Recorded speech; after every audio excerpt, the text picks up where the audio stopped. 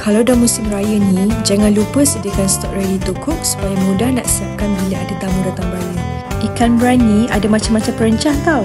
Seperti kari ikan, asam pedas, masak merah, tom yum, nasi ayam hainan dan rendang.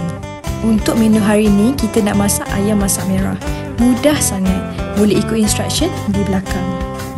Okay, first kita gaulkan ayam dengan garam dan kunyit. Bila minyak dah panas, kita goreng ayam sehingga kuning keemasan. Selepas itu, boleh angkat dan toskan minyak. Untuk bahan tumis, hanya masukkan perencah masak merah daripada ikan brine ke dalam minyak panas. Biarkan sehingga pecah minyak, tambahkan sedikit air, tambahkan sebiji tomato, masukkan ayam yang kita sudah goreng tadi, and then gaul seketika, tambahkan sedikit bawang dan cili untuk tambahkan seri masakan. Untuk hidangkan lauk masak merah ni, bolehlah kita hidangkan sekali dengan nasi tomato. Mudah saja nak sediakan.